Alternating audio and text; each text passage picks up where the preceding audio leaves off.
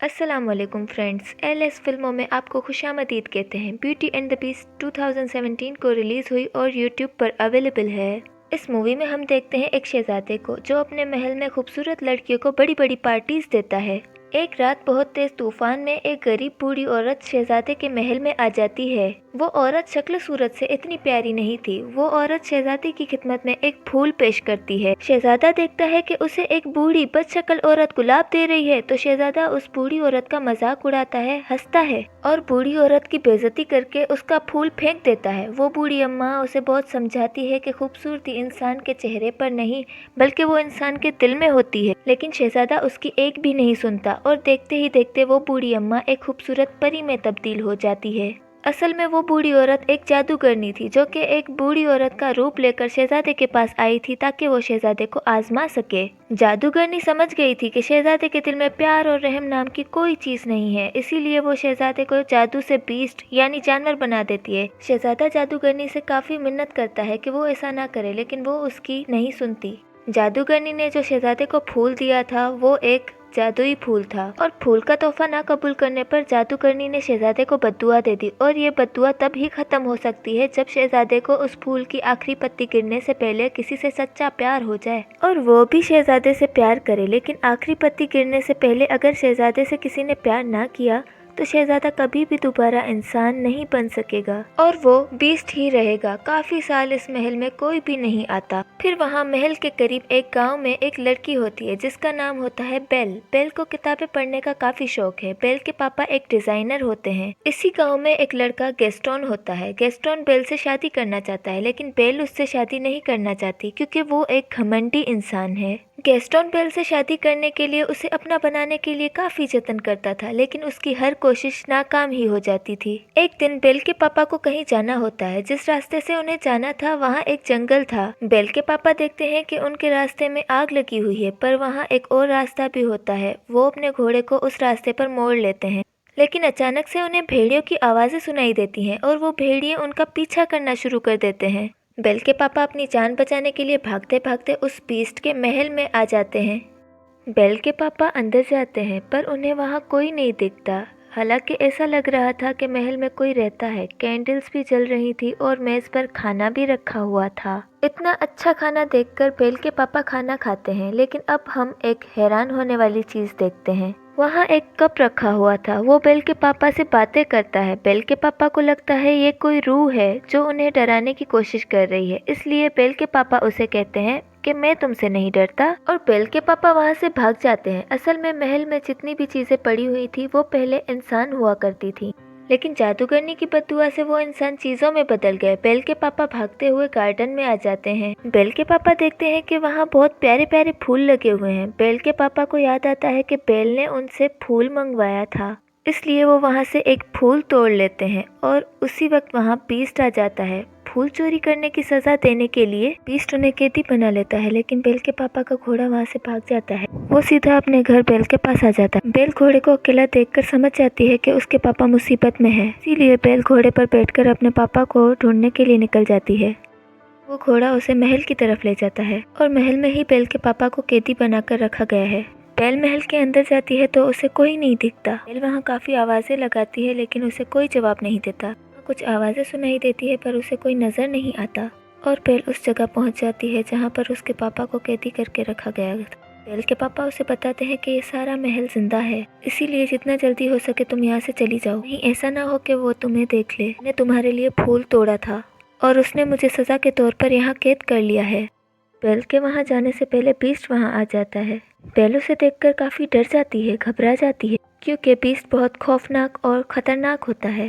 पर बेल उसे ये बात पता चलने नहीं देती कि वो उससे डर रही है। बेल कहती है मैं अपने पापा से मिलना चाहती हूँ, पर बीस्ट ऐसा नहीं चाहता। बेल कहती है कि तुम कितने जालिम हो, एक छोटी सी गलती के लिए तुम इतनी बड़ी सजा दे रहे हो। पापा ने एक फूल ही तो तोड़ा है, ऐसा करने के लिए मैंने ही उनसे कहा था, इसलिए मैं हर सूरत अपने पापा से मिलूंगी। बीस्ट उसे बताता है कि अगर ये दरवाज़ा एक बार खुल गया और फिर बंद हो गया तो ये दोबारा कभी नहीं खुलेगा। बीस्ट दरवाज़ा खोल देता है। बेल अंदर जाकर अपने पापा से गले मिलती है और उनको बाहर की तरफ धक्का देती है और दरवाज़ा बंद कर देती है। बीस्ट के हिसाब से वो दरवाज़ा दोबारा नहीं खुलेगा। ये वो बेल के पापा को दोबारा अंदर नहीं डालता। बेल के पापा की जगह पर अब बेल खुद वहाँ पर कैदी है। फिर बीस्ट बेल के पापा को आज़ाद कर देता है और बेल वहाँ अकेली हो जाती है। जब बीस्ट वहाँ नहीं होता तभी एक घड़ी और कैंडल स्टैंड बेल के पास आते हैं। ये सब चीज़ें इंसान थीं, लेकिन बद्दुआ की वजह से घड़ी और कैंडल स्टैंड में तब्दील हो गई। पर ये इंसानों की तरह सब कुछ कर सकते हैं, सुन सकते हैं, चल सकते हैं, बोल सकते हैं। वो दरवाज़ा खोलकर बेल से कहते हैं कि तुम हमारे साथ आओ, हम तुम्हें रहने के लिए एक अलग कमरा देंगे। क्योंकि वो लोग समझ गए थे कि बेल ही वो लड़की है जो उन्हें इस बद्दुआ से बचा सकती है। वो बेल को रहने के लिए एक कमरा देते हैं। जब इस बात के बारे में बीस्ट को पता चलता है वो बहुत गुस्सा होता है और वो घड़ी और कैंडल स्टैंड को डांटता है। जवाबन वो कहते हैं कि शायद यही वो लड़की है जो हमें इस बद्दुआ से आज़ाद कराएगी। हमें उसके करीब जाना चाहिए, उसे इम्प्रेस करना चाहिए और उससे प्यार करना चाहिए। ये दोनों ही बीस्ट को ये मशवरा देते हैं कि तुम बेल के पास जाओ और उसे खाने के लिए दावत दो। ये सुनकर बीस्ट को और गुस्सा आता है। वो कहता है, क्या तुम पागल हो गए हो? मैं एक चोर की बेटी को खाने की दावत दूँ, उसके साथ खाना खाऊं? ऐसा बिल्कुल नहीं हो सकता। लेकिन जब वहाँ पर मौजूद सारे लोग उसे इंसिस्ट करते हैं तो वो मान जाता है, क्योंकि इन सब की इस हालत की जिम्मेदार सिर्फ बीस्ट है। बीस्ट बेल के पास जाता है। वो बेल से कहता है कि तुम मेरे साथ खाना खाओगी, लेकिन इसे तुम मेरी कोई गुजारिश मत समझना। बेल कहती है, तुम पागल हो गए हो? पहले तुमने मेरे पापा को कैद किया, फिर मुझे कैद कर लिया और अब मेरे साथ खाना खाना चाहते हो? गुस्से से दरवाजे को जोर जोर से पीटता है और कहता है, कुछ भी हो जाए तुम मेरे साथ ही खाना खाओगी। बेल कहती है, मैं भूखी मर जाऊंगी मगर तुम्हारे साथ खाना नहीं खाऊंगी। जवाबन बीस्ट कहता है, चलो ठीक है, मैं तुम्हारी ये ख्वाहिश पूरी कर लेता हूँ। मैं भूखा ही मारूंगा, तुम्हें कोई भी खाना नहीं देगा और तुम भूखी ही मरोगी। बेल फिर भी दरवाज़ा नहीं खोलती और बीस्ट वहाँ से चला जाता है। इस अंदाज से ये दोनों लड़ रहे थे, इसे देख के सभी घर की चीज़ों को ये यकीन हो गया था कि बेल ही वो लड़की है जो उन्हें अब बचा सकती है। उधर दूसरी तरफ बीस्ट फूल के पास जाता है। वो देखता है फूल की बहुत सारी पत्तियां टूटकर गिर गई हैं। ये वही गुलाब था जिसके ख़त्म होने के बाद बीस्ट हमेशा बीस्ट ही रहेगा और महल की बाकी चीज़ें भी ऐसी ही रहेंगी। फूल पर बहुत कम ही पत्तियां रह गई थी और वो भी बहुत जल्द गिर जाएंगी। फिर हम देखते हैं बेल के पापा को कि वापस अपने गांव आ गए थे। वो सबको बताते हैं कि मेरी बेटी की जान खतरे में है। जंगल के करीब एक महल है और वहाँ एक बीस्ट है और वहीं मेरी बेटी फंस गई है। लेकिन कोई भी उनकी इस बात पर यकीन नहीं करता, बल्कि वो तो इस बात को कहानी ही समझ रहे थे। पर गैस्टन, जो कि बेल से शादी करना चाहता है, वो बेल के पापा को इम्प्रेस करने के लिए कहता है, मैं तुम्हारी बात पे यकीन करता हूँ, मैं तुम्हारे साथ जाऊँगा तुम्हारी बेटी को बचाने के लिए। गैस्टन अपने एक दोस्त को लेकर बेल के पापा के साथ जंगल के रास्ते निकल पड़ता है। जिस रास्ते बेल के पापा गए थे वो रास्ता उन्हें कहीं मिलता ही नहीं है और इस बात पर गैस्टन को गुस्सा आ जाता है। वो बेल के पापा से कहता है, तुम्हारा दिमाग खराब हो गया है बूढ़े? कोई बीस्ट नहीं है, मैं तुम्हारी बेटी से प्यार करता हूँ और मैं ही उसी से शादी करूँगा। और बेल के पापा कहते हैं, ये तुम्हारी ख्वाहिश कभी पूरी नहीं होगी। ये सुन के गैस्टन को और गुस्सा आता है। बेल के पापा के हाथ पांव बांधकर उन्हें एक दरख्त के नीचे मरने के लिए छोड़ के चला जाता है, क्योंकि वो इलाका भेड़ियों का है और भेड़िए उन्हें मारकर खा लेंगे। और फिर हम एक औरत को देखते हैं जिसे उसके गांव से निकाल दिया गया है। उसका नाम अगथा है। अगथा बेल के पापा की जान बचा लेती है। हम महल में बेल को देखते हैं जो कि उसी रात फूल के पास आ जाती है। बेल उस फूल को छूने ही वाली होती है कि अचानक वहाँ बीस्ट आ जाता है। वो कहता है, तुम्हें अंदाज़ा ही नहीं कि तुम अभी क्या करने वाली थी। अभी हम सब के सब मारे जाते, तुम चली जाओ यहाँ से। तब बेल रोते हुए वहाँ से चली जाती है। घोड़े पर बैठकर जब बेल जंगल पार कर रही होती है तब वहाँ बहुत सारे भेड़िए आकर बेल को चारों तरफ से घेर लेते हैं। लेकिन उसी वक्त वहाँ बीस्ट आ जाता है और वो भेड़ियों का मुकाबला करता है और उन सब भेड़ियों को वहाँ से मार भगाता है। लेकिन लड़ाई के दौरान बीस्ट बहुत जख्मी हो जाता है। बेल अभी घोड़े पर बैठकर जा ही रही होती है कि वो देखती है बीस्ट ज़मीन पर गिर गया है, क्योंकि वो बहुत जख्मी है, उसकी हालत काफ़ी ख़राब है और बीस्ट ने बेल की जान बचाई है, उसे नई ज़िंदगी दी है। इसीलिए बेल वहाँ से जाने के बजाय बीस्ट के पास आ जाती है। बेल उसे कहती है, मैं तुम्हें उठा नहीं सकती, तुम्हें हिम्मत करके खुद उठना होगा। और बड़ी मुश्किल से हिम्मत करके बीस्ट खड़ा हो जाता है। बेल उसे अपने साथ महल में ले जाती है। अब बेल फिर से उसी महल में वापस आ गई है। महल की सारी चीजें बेल को देखकर खुश हो जाती हैं, क्योंकि वो चाहते थे कि बेल उस महल में रहे। बेल और बीस्ट को एक दूसरे से प्यार हो जाए और वो बद्दुआ खत्म हो जाए। वो चीजें बेल को सारी सच्चाई नहीं बताती और ना ही ये बताती हैं कि वो इस बद्दुआ से कैसे बचेंगे। वो सिर्फ यही बताती हैं कि इस फूल का आखिरी पत्ता गिर गया तो हम ऐसे ही रह जाएंगे और बीस्ट हमेशा बीस्ट ही रहे। और फिर बेल बीस्ट को पट्टी करती है। बेल जब बीस्ट के पास होती है तो वो एक शेर पढ़ती है। बेल को शेरो शायरी और किताबें पढ़ना पसंद है, लेकिन इस शेर को बीस्ट पूरा करता है। ये बात बेल को काफी हैरान करती है। बेल उससे पूछती है कि क्या तुम शायरी पढ़ते हो? बीस्ट कहता है कि मैं लव स्टोरी, प्यार मोहब्बत, इनकी शायरी नहीं पढ़ता, लेकिन मैंने बहुत ज्यादा किताबें पढ़ी हुई हैं, इसलिए मैं शायरी के बारे में जानता हूँ। बेल कहती है मुझे तो प्यार मोहब्बत की बातें, प्यार मोहब्बत की कहानियाँ बहुत पसंद है। इस पर बीस्ट कहता है कि तुम्हारी शक्ल देख के लगता है कि तुम्हें इन बातों में दिलचस्पी है। अगर तुम्हें कुछ पढ़ना ही है तो कुछ अच्छा पढ़ो। और बीस्ट बेल को अपनी लाइब्रेरी में ले जाता है। बीस्ट की लाइब्रेरी काफ़ी बड़ी और किताबों से भरी हुई है। बेल उन किताबों को देखकर काफ़ी हैरान और खुश हो जाती है, क्योंकि गांव में पढ़ने के लिए उसे कोई भी किताब नहीं मिलती थी। बीस्ट कहता है अगर तुम चाहो तो हमारे साथ यहाँ रह सकती हो। ये सुनकर बेल बहुत खुश हो जाती है। फिर वक्त के साथ साथ ये एक दूसरे के साथ काफ़ी वक्त गुजारने लगे और इन दोनों की दोस्ती हो जाती है। वो एक दूसरे के करीब आ गए। एक दूसरे की पसंद नापसंद उन्हें पता चल गई थी। दोनों साथ में खाना भी खाते हैं। बीस्ट बेल को गाना भी सुनाता है और बीस्ट बेल को एक किताब देता है जो कि जादुई किताब थी। वो कहता है मुझे ये किताब किसी जादूगरनी ने दी थी। इस किताब की मदद से हम जिंदगी के किसी भी वक्त में जा सकते हैं, जैसा कि हम फ्यूचर में और पास्ट में जा सकते हैं। बेल उस टाइम में जाना चाहती थी जब वो अपनी माँ से आखिरी बार मिली थी। बेल जब उस टाइम में जाती है तब उसे पता चलता है कि उसकी माँ को एक इन्फेक्शन था, जिसकी वजह से बेल की माँ ने बेल के पापा से कहा था कि वो बेल को हमेशा के लिए यहाँ से ले जाए, कहीं मेरी बेटी को ये इन्फेक्शन न लग जाए। जानने के बाद बेल बहुत दुखी हो जाती है, क्योंकि ये बात बेल नहीं जानती। फिर ये प्रेजेंट टाइम में आ जाते हैं। कैंडल स्टैंड बीस्ट से कहता है कि तुम्हें बेल से अपने प्यार का इजहार कर लेना चाहिए, पर बीस्ट कहता है कि वो कभी भी मुझसे प्यार नहीं करेगी। पर कैंडल स्टैंड बीस्ट को काफ़ी मनाने की कोशिश करता है और बीस्ट की सारी साथी चीज़ें भी बीस्ट को इस बात के लिए मना लेती हैं। वो पहले बीस्ट को तैयार करते हैं और फिर बेल को भी तैयार कर लेते हैं। बेल को डांस करना बहुत पसंद है, इसलिए वो दोनों डांस करते हैं। फिर हम देखते हैं कि बेल के पापा घूम फिर कर फिर वापस अपने गांव में आ जाते हैं। वो सबको बताते हैं कि गैस्टोन ने उन्हें बांधकर जंगल में छोड़ दिया था।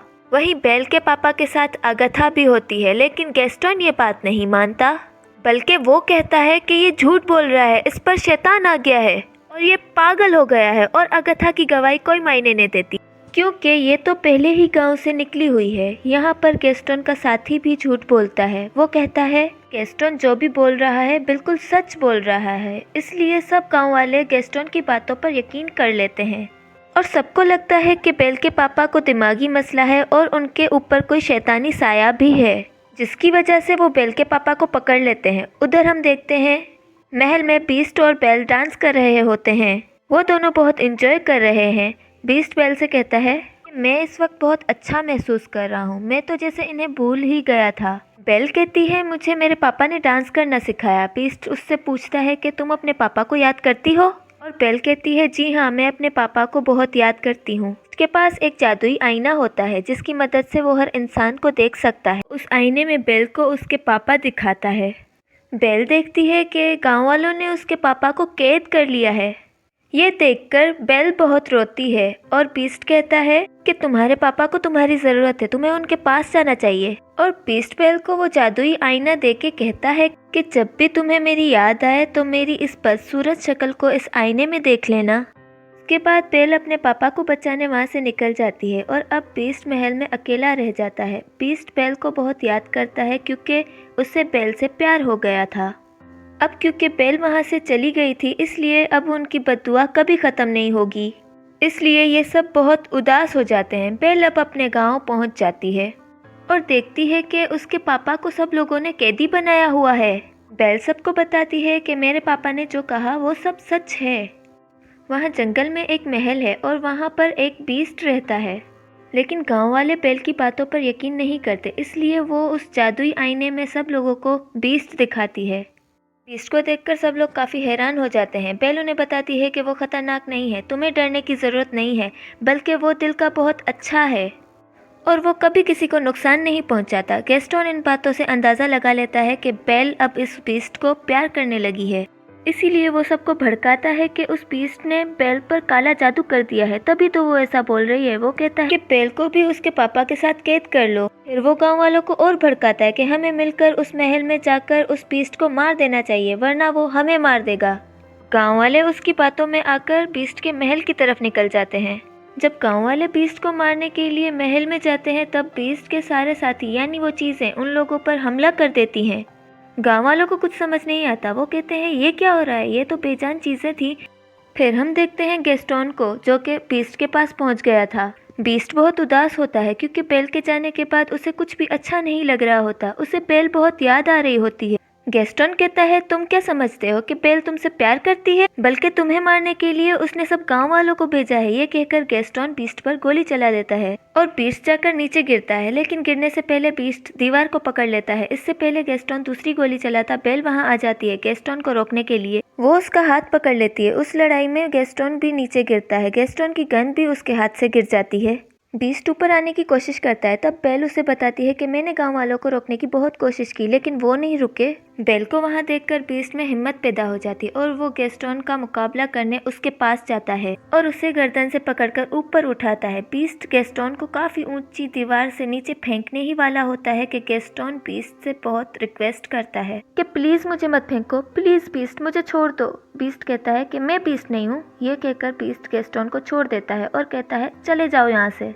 और गैस्टोन वहां से चला जाता है और बीस्ट बेल के पास आ जाता है। मौके का फायदा उठाकर गैस्टोन पीछे से बीस्ट पर गोली चलाता है, जिसकी वजह से बीस्ट नीचे गिर जाता है और गैस्टोन भी जिस जगह खड़ा होता है वो जगह भी टूट जाती है और गैस्टोन भी जाकर नीचे गिर जाता है और इतनी ऊंचाई से गिरने की वजह से वो मर जाता है। बीस्ट की हालत बहुत खराब हो जाती है क्योंकि वो काफी जख्मी होता है और अपनी आखिरी सांसें गिन रहा होता है। बेल कहती है मैं अब तुम्हें कभी भी छोड़ के नहीं जाऊंगी। जवाबन बीस्ट कहता है लेकिन मेरे तो जाने का टाइम आ गया है, जिस पर बेल कहती है तुम्हें कुछ नहीं होगा, सब कुछ सही हो जाएगा। और हम देखते हैं कि उस फूल की आखिरी पत्ती भी टूट जाती है। जैसे ही वो पत्ती गिरती है बीस्ट बिल्कुल खामोश हो जाता है और महल की बाकी चीजें भी बेजान हो जाती हैं। बीस्ट को मरता देखकर बेल की आंखों में आंसू आ जाते हैं और बेल अपने प्यार का इजहार करती है। वो कहती है कि मैं तुमसे बहुत प्यार करती हूँ और वो बीस्ट के करीब आती है और उसी वक्त वहाँ अगथा भी आ जाती है। अगथा को गांव के लोगों ने निकाल दिया था। असल में वो जादूगरनी कोई और नहीं बल्कि अगथा थी। वो देखती है कि बीस्ट को किसी से प्यार हो गया है और वो लड़की भी उससे प्यार करती है, मतलब अब वो बदुआ खत्म हो गई है और अब बीस्ट की चारों तरफ रोशनी ही रोशनी होती है और अब बीस्ट एक खूबसूरत शहजादे में तब्दील हो जाता है। ये देखकर बेल बहुत खुश हो जाती है। वो दोनों एक दूसरे को देखकर बहुत खुश होते हैं और एक दूसरे के पास आकर एक दूसरे को गले लगा लेते हैं और महल की सारी चीजें भी वापस इंसान बन जाती हैं। सब लोग काफी खुश होते हैं और बेल और बीस्ट डांस भी करते हैं और इसी के साथ इस मूवी की हो जाती है हैप्पी एंडिंग।